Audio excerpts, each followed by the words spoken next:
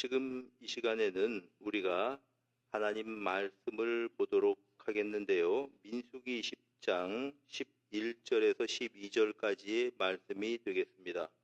민수기 10장 11절에서 12절, 우리 모두가 같은 목소리로 읽도록 하겠습니다. 시작.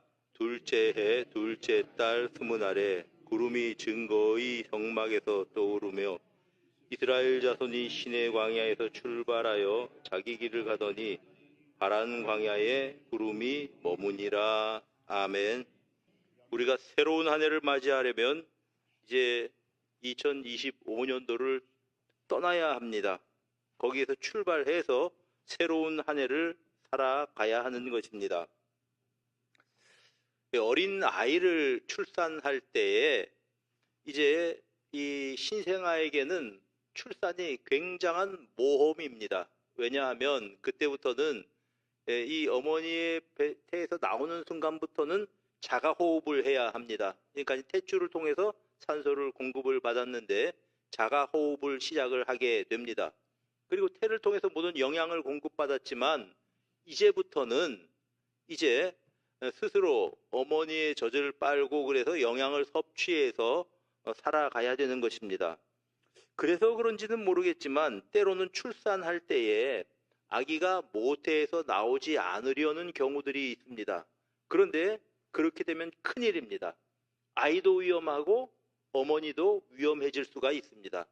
아이는 아무리 모태가 편하고 어머니의 뱃속이 편하고 좋은 곳이라고 할지라도 거기에서 나와야 새로운 인생을 시작하게 되는 것입니다. 2025년도를 인도하신 하나님의 은혜가 참 감사합니다. 모든 것이 은혜였고 모든 것이 하나님의 도우심이었습니다. 그러나 아무리 행복했던 2025년도라고 할지라도 떠날 때가 되었습니다. 우리는 떠나야 합니다. 그래야 새로운 한 해를 맞이할 수 있는 것입니다. 그래서 우리는 2025년도를 떠나면서 앞을 바라보고 주님과 함께 믿음의 삶을 살아가는 2026년도를 살아가기를 바랍니다. 이스라엘 백성들이 이제 이 애굽을 탈출해서 시내산에 도착했던 때는 약 3월 15일경이었습니다. 출애굽기 19장 1절에 애굽 땅을 떠난 지 3개월 후라고 그렇게 말씀을 하고 있습니다. 그러니 그해 3월 15일 그때가 이제 그들이 시내산에 도착했던 때였습니다. 그리고 그 많은 백성들이 11개월 5일 동안 시내산 부근에 머물러 있었습니다. 시내산 부근을 시내 광야라고 부르지요. 자, 그리고 이제 오늘 11절에 보니까 둘째 해 둘째 달 스무날에 구름이 증거의 성막에서 떠올랐다고 증거합니다. 둘째 해 둘째 달 스무날이라고 한 것을 보니까 이제 시내산에서 도착한 때로부터 계산하면 11개월 5일이 경과했습니다. 그러니까 출애굽기 19장부터 민수기 10장까지의 내용들은, 그 사건들은 모두 11달 5일 동안 일어났었던 일들을 기록한 것입니다. 그러니까 그 기간 동안에 그 11달 5일 동안 시내산에 머물면서 이스라엘 백성들은 하나님의 백성으로서의 정체성을 형성했습니다. 그곳에서 모세가 시내산에 올라갑니다. 빽빽한 구름 가운데에 하나님께서 시내산에 임재하셨습니다. 거기에서 하나님께서는 모세에게 십계명 돌판을 기록을 해서 그에게 주셨습니다. 거기에서 모세에게 하나님의 백성으로서 지켜야 할 일들, 이제 제사법, 말하자면 예배의 방식이죠. 그 다음에 도덕법, 그들이 어떻게 사회생활을 해야 하는 것들과 재판법, 그러니까 이제 분쟁이 일어났을 때 어떻게 해결해야 되는가 하는 것들을, 그러니까 율법의 뼈대들이죠. 그런 것들을 모두 모세가 받아서 이스라엘 백성에게 일러 주었습니다. 그리고 하나님께서는 그곳에서 이스라엘 백성들에게 모세를 통해서 하나님의 꿈을 이야기하셨습니다. 너희는 내 백성이 될 것이다. 너희는 이제 이 거룩한 나라가 될 것이다. 제사장 나라가 될 것이다. 이런 꿈을 그들에게 일러주셨고, 그들은 하나님의 뜻에 순종해서 우리는 하나님의 백성이 될 것입니다. 하나님은 우리의 하나님이 될 것입니다. 하나님과 이스라엘 백성들이 언약을 맺었습니다. 하나님께서 지시한 대로 그곳에서 성막을 만들고 그곳에서 이제 제사장을 세워서 제사를 진행하게 하였습니다. 거기에서 유월절을 행했습니다. 그 11달여 동안의 기간이 그들이 하나님의 백성으로서 정체성을 확립하는 시기였습니다. 국가의 3요소를 영토, 주권, 국민이라고 한다면 그들은 하나님의 그들의 왕이신 주권을 가지신 그런 분으로 고백을 하고 하나님의 백성으로 그들은 살아가기로 결단을 했습니다. 그들은 이제 이 하나님의 백성이 되기로 결정했습니다. 그러니까 이제 영토만 있으면 되는 겁니다. 그래서 하나님께서 약속하셨던 가나안 땅을 얻기 위해서 그들은 그 시내산에서 가나안을 향하여서 출발하였던 것입니다. 여러분, 이 놀라운 기간 동안은 그들이 시내산 아래에서 훈련받은 그러한 기간이었습니다. 하늘에서 내려온 만나를 먹었고 하나님은 그들을 하나님의 날개품으로 보호해 주셨습니다. 지속적인 기적의 연속이었습니다. 결혼에 비유한다면 시내산에서 시내산 그 거룩한 하나님이 임재하신 그 산 주변에 머물렀던 기간은 이스라엘 백성들이 이제 하나님의 백성이 되어서 말하자면 신혼생활 같이 그렇게 이제 행복한 그러한 생활을 보내던 때가 시내산이었습니다. 그런데 하나님의 구름이 쉐키나의 구름이 그 영광의 구름이 떠올랐습니다. 이건 이제 이곳을 떠나라고 하는 하나님의 명령입니다. 그래서 이제 11절 보니까 둘째 해 둘째 달 스무날에 구름이 증거 장막에서 성막에서 떠올랐다 이렇게 증거합니다. 이제는 출발해야 된다고 하는 것입니다. 이 11달 동안의 그 기간을 시내산에서 잘 지내왔었던 그들이지만 이제 일어서서 가나안으로 출발해야 되는 것입니다. 더 이상 그들은 그곳에 머물러 있으면 안 되었습니다. 일어나서 이제 그들이 앞으로 나아가야 되는 것입니다. 그러면 시내산을 떠난 시내 광야를 떠난 그들을 기다리고 있는 것이 무엇입니까? 12절을 보시길 바랍니다. 이스라엘 자손이 시내 광야에서 출발하여 자기 길을 가더니 바란 광야에 구름이 머물렀다. 여러분, 시내 광야에서 떠나서 어디 좋은 곳으로 당장 가나안 땅으로 들어간 거 아닙니다. 또다시 바란 광야입니다. 그들이 걸어왔었던 모든 38년간의 일들이 이제 이 민수기에 기록이 되어 있는데 그 기간은 38년의 기간은 실패의 기간이었고 반역의 기간이었고 그들이 이 광야에서 쓰러져간 그러한 세월이 되고 말았습니다. 이들은 하나님을 원망합니다. 또한 왜 아론만 제사장 역할을 해야 되냐고 반역을 꾀하기도 합니다. 어떤 경우에는 음식이 박하다고 원망합니다. 또 모세가 백성들 가운데서 독재를 한다고 그렇게 모세에게 반기를 들기도 하였습니다. 또한 이제 이 가나안 땅은 도저히 정복할 수 없다고 통곡을 하며 울며 돌을 던져서 그들의 지도자를 치려고 하는 그런 일들도 이 38년 동안의 광야에서 일어났었던 그러한 일들이었습니다. 이들은 민족의 정체성의 위기를 겪으면서 광야 생활을 해나갔습니다.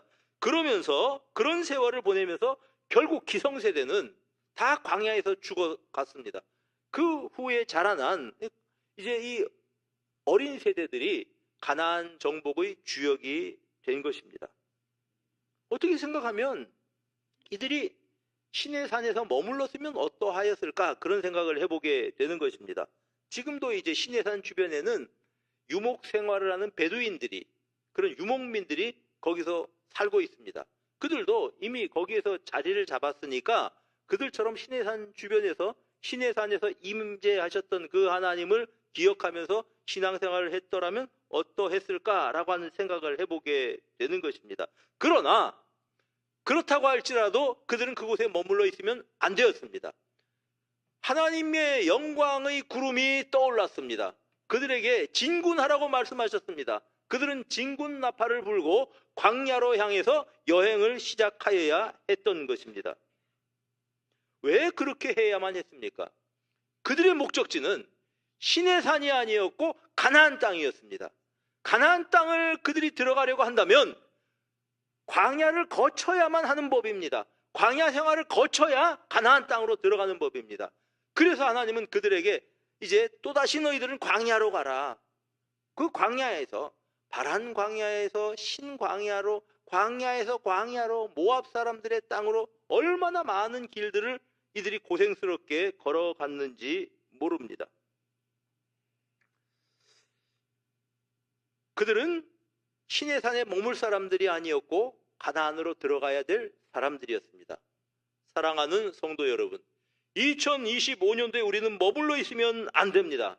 참으로 감사하고 복된 2025년도를 살아왔지만 그러나 우리는 일어나서 새로운 한 해를 걸어가야 하는 것입니다. 모든 것이 하나님의 은혜였습니다. 작년 이맘때쯤을 생각해 보시기를 바랍니다. 갑자기 연말에 터진 그러한 이제 무슨 계엄 사태, 그리고 이제 결국은 국가의 지도자가 없이 그런 상태에서 새로운 한 해를 맞이하는 그런 일이 있었습니다. 그 가운데 그 불안정한 가운데서도 지난 한 해 동안 결국은 하나님께서 은혜를 베풀어 주셔서 그 혼란을 우리들이 극복하고 여기까지 왔습니다. 이제 미국발 관세 폭탄의 경제 전쟁으로 인해서 세계 모두가 몸살을 할 때 그러한 전쟁을 우리도 겪어왔습니다. 그런 시기에 대선을 치르고 또한 여러 가지 일들을 정리하면서 여기까지 오게 되었습니다. 이 민족을 사랑하셔서 인도해 주신 하나님의 은혜에 감사드릴 뿐입니다. 한 해를 돌아보면서 그간 얼마나 많은 일들이 있었고 위험한 상황들이 있었는지를 생각할 때에 감사드릴 수밖에 없는 일입니다. 교회적으로 볼 때 그렇습니다. 우리 교회는 다음 세대를 준비할 그러한 지도자들을 세우고 그들을 세워서 우리 교회의 미래를, 우리 교회의 장래를 이제 계획하고 꿈꿀 수 있는 그러한 여건을 허락하여 주셨던 것입니다. 참 감사한 한 해였습니다. 하나님께서 주신 축복의 한 해였습니다. 여러분 개인적으로 생각해 보시기를 바랍니다. 얼마나 많은 일들을 겪었습니까? 그러나 여기까지 하나님께서 우리를 인도해 주셨습니다. 여기까지 지켜주셨습니다.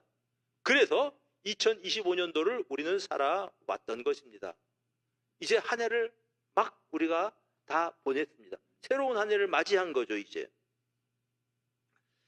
자, 우리는 그런 감사한 일들이 많은 한 해를 살아왔음에도 불구하고 2025년도에 머물러 있으면 안 됩니다. 우리는 새로운 한 해를 향해서 전진해 가야 하는 것입니다. 미래를 향해서 우리는 주님의 인도하심을 따라 걸어가야 하는 사명이 우리에게 주어진 것입니다. 여러분, 어떤 도전이 우리를 기다리고 있을지 우리는 알 수 없습니다. 국가적으로도 대외 교육 여건의 악화 이야기를 하고 출산율 저하, 일자리 감소 등 문제, 4차 산업혁명, AI를 통해서 그것이 상용화됨으로써 우리 사회가 어떻게 변할지 아무도 예측할 수 없는 그런 불확실성의 그런 세계 속에서 우리는 살아남아야 하는 것입니다. 좋든 싫든 간에 머리 위에 핵을 이고 살아가는 그러한 상황이 되어 버렸습니다. 진보와 보수 혹은 세대의 갈등, 계층의 갈등으로 이제 너무 사람들의 생각이 멀어진 이러한 때에 국론을 통합해야 하는 과제도 역시 우리에게 놓여져 있습니다. 교회적으로도 또 마찬가지입니다. 교회에 대한 비판의 목소리가 높아진 가운데 우리는 선교 공동체로서의 사명을 감당하여야 하는 것입니다. 기독교인이라고 하면 사람들이 뭔가 이제 좀 다른 눈으로 보고, 교회라고 한다면 사람들이 뭔가 좀 이렇게 이제 배울 것이 많다라고 생각을 하던 그 세대가 지나가 버렸고, 사람들이 교회를 비판하고 또는 신자들을 이렇게 이제 비난하는 그러한 때를 우리들이 만난 것 같습니다.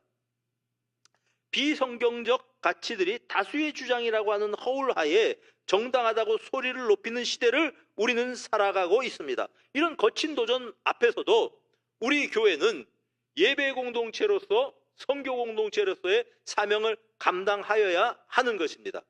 광야 같은 상황이 우리 앞을 기다리고 있다고 할지라도 우리는 여전히 이 구름 기둥을 보면서, 불기둥의 보호를 받으면서 2026년도를 살아가야 하는 것입니다. 우리는 교회로서의 사명을 감당하면서 이 악조건 가운데서도 교회로서의 역할을 감당하기 위해서 마음을 모을 것이고 구름 기둥의 인도를 따라서 걸어갈 것입니다. 그래서 하나님께서는 우리를 통해서 하나님의 나라를 확장시키고 선교 공동체로서의 사명을 감당할 수 있도록 우리의 발걸음을 인도하실 것을 우리는 확신합니다. 그들은 아무리 시내산이 좋았고 시내산에서 체험을 했고 하나님의 임재를 경험을 했다고 할지라도 시내산에 머물러 있으면 안 되었던 것입니다. 그들의 목적지는 가나안이었기 때문에 그들은 일어나야 하는 것이고 구름 기둥의 인도를 따라 광야로 걸어가야 하는 것입니다. 사랑하는 여러분, 새로운 한 해를 믿음으로 걸어가기 위해서 우리는 2025년도를 떠나는 것입니다. 과거에 후회가 되는 일들도 있을 것이고 실수한 일들도 있겠지만, 그러나 다 과거는 과거로 묻어두고 우리 모두가 주님을 바라보면서 믿음으로 새해를 향해서 전진하는 우리 모두가 되기를 바랍니다. 변화산에서 우리 주님은 모세와 엘리야와 함께 이제 만나셨습니다. 이 모습을 예수님의 세 제자들, 이제 가장 측근이라고 할 수 있는 제자들이 같이 있어서 보았죠. 그런 모습을 보면서 베드로가 이런 말씀을 주님께 올렸습니다. 주님, 여기 초막 3개를 짓겠습니다. 여기 모세를 위해서, 엘리야를 위해서, 그리고 주님을 위해서 초막을 지을 터인데 우리가 여기에서 교제하면서 있었으면 좋겠습니다. 그런 뜻입니다. 그런데 하늘에서 음성이 들립니다. 이는 내 사랑하는 아들이다. 내가 선택한 아들이다. 너희는 그의 말을 들으라. 주님은 말씀하십니다. 제자들을 데리고 산 밑으로 내려갔던 것입니다. 그런 어떤 모세와 엘리야와 교제하던 그 산 위, 그 산 아래는 어떤 일이 있었습니까? 문제가 기다리고 있었습니다. 귀신 들린 아들을 데리고 와서 고쳐달라고 하는 그 아버지가 그들에게 있었습니다. 산 아래로 내려가서 예수님은 이제 예루살렘을 향하여 가셔야 되는 것입니다. 예루살렘은 예수님께서 이제 십자가에 못 박혀서 죽임을 당하셔야 하는 그곳이었습니다. 예수께서는 승천하실 기약이 가까이 차감해 예루살렘으로 향하여 올라가기로 굳게 결심하셨다. 누가복음 9장 51절 말씀입니다.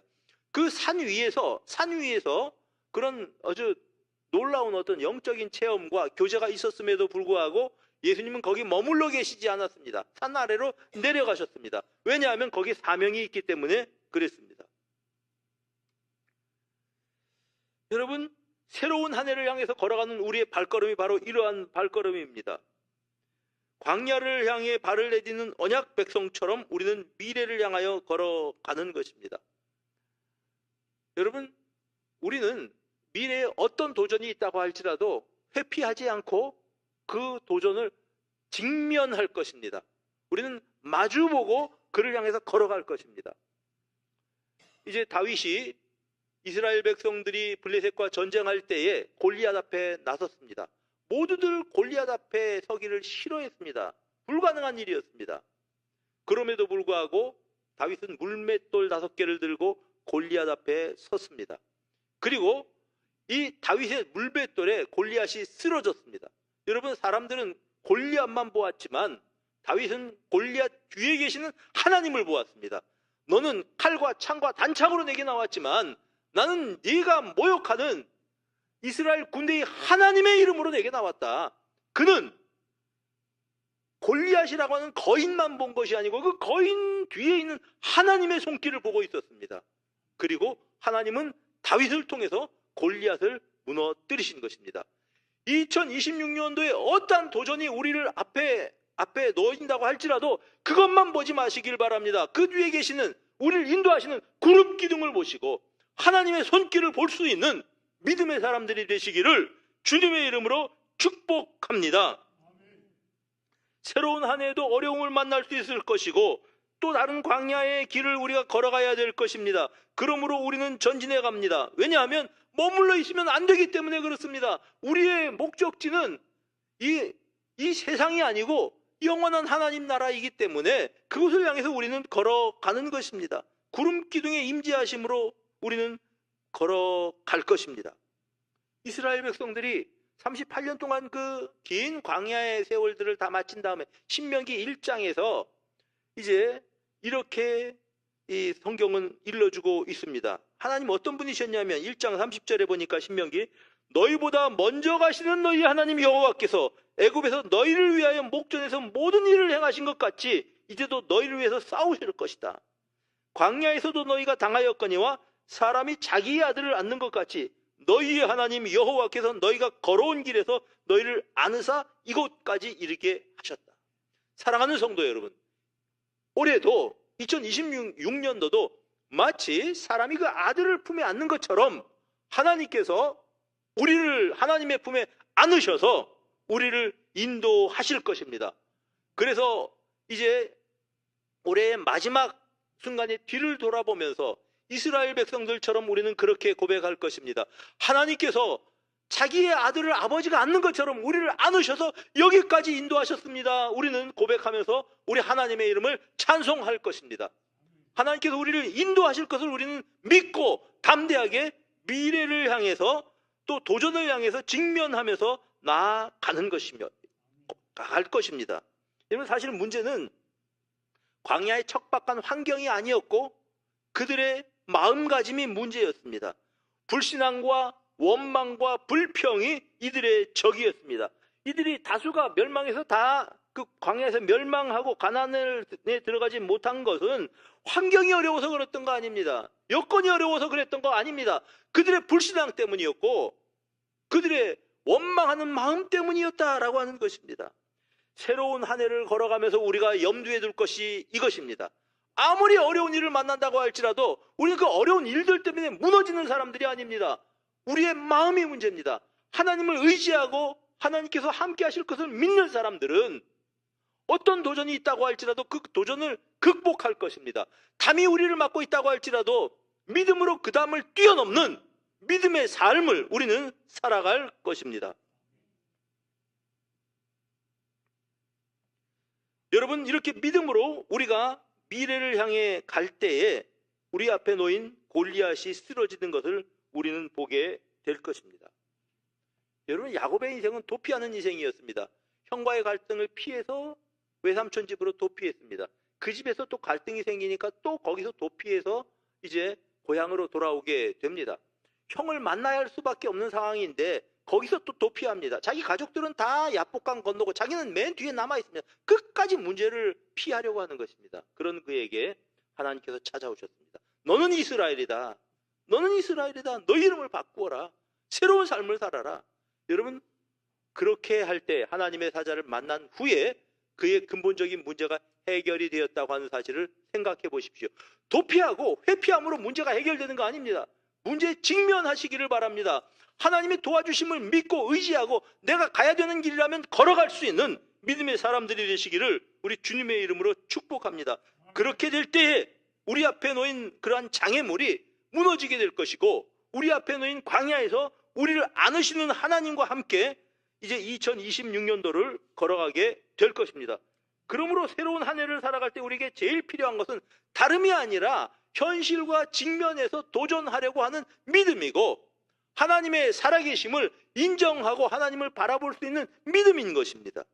이 믿음을 가지고 새로운 한 해를 걸어갈 때 새로운 한 해는 그 한 해가 광야가 될지 모르겠지만 선하신 하나님의 인도하심으로 우리는 광야를 넉넉히 이기고 걸어가게 될 것입니다. 이들은 구름 기둥을 보고 광야로 행진했습니다.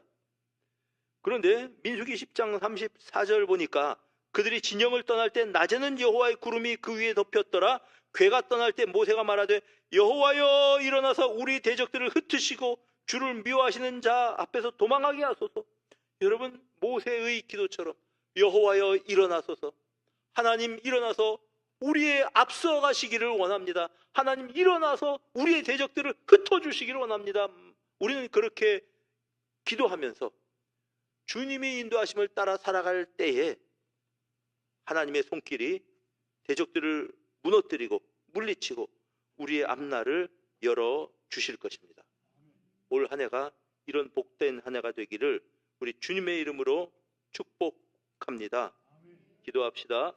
하나님 아버지, 우리가 새롭게 이제 한 해를 맞이하게 됩니다. 선하신 하나님 아버지, 주님께서 우리를 발걸음을 인도하셔서 구름 기둥을 보게 하시고 믿음으로 주님을 보게 하셔서 우리 앞에 놓인 도전과 또한 해결해야 될 문제들을 우리가 직면할 때에 이 문제들이 풀려가는 것을 보는 복된 한 해 되게 하여 주시옵소서. 한 해 동안 하나님을 바라보게 하시고 믿음을 더하여 주셔서 이기는 한 해가 되게 하시고 한 해 동안도 하나님의 영광을 보면서 하나님의 살아계심을 입증하며 사는 그러한 귀한 삶을 살아갈 수 있도록 지켜 주시옵소서. 우리 구주 예수 그리스도 이름으로 기도드립니다. 아멘.